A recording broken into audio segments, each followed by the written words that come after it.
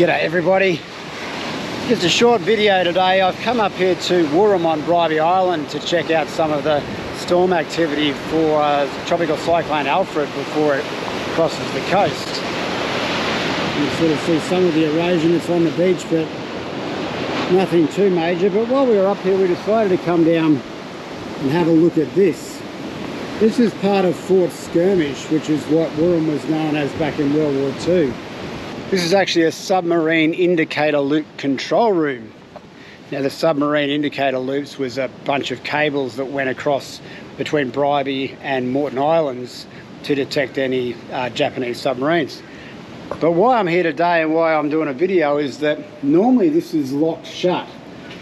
We've come around here and somebody, some absolute loser, has decided to bust the lock off the door.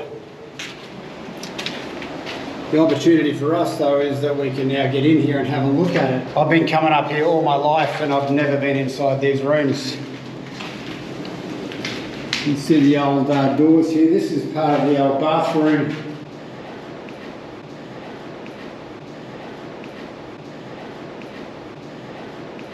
There's actually a plan of the building on the sign outside. You can see the timber frame over here is what we're assuming is a World War II sink.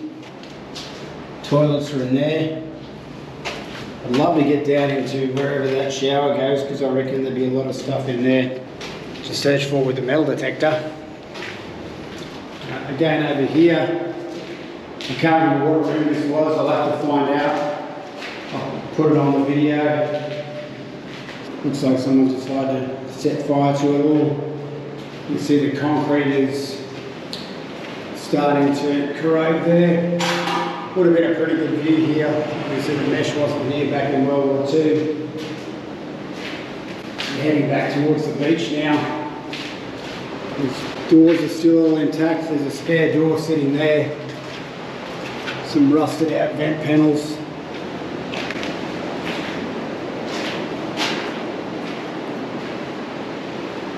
Wow, it actually looks like there's some diagrams still written on the wall. Now I'm assuming that goes back to World War II.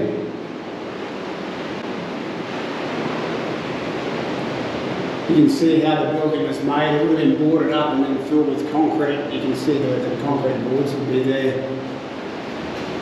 Door frames are still intact. It's in really good condition. For something that's over 80 years old. These are the original cables that were part of the submarine loop. To give you an idea of how the submarine loop worked, and I'm no expert on this, but effectively they put a current down through the cables which go out to sea. I'd have to draw you a diagram rather than explain it. You can see the council's been out here and they've put acro props to hold up the roof.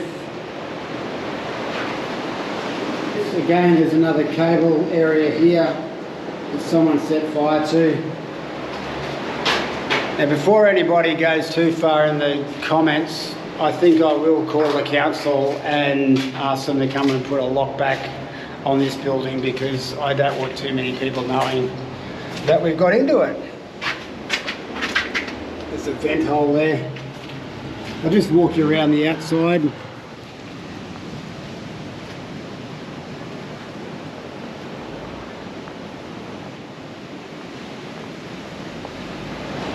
can see the concrete cancer's taken over most of this, but it's really good that the council's actually been proactive in repairing this. You can see that's the beach erosion that's starting.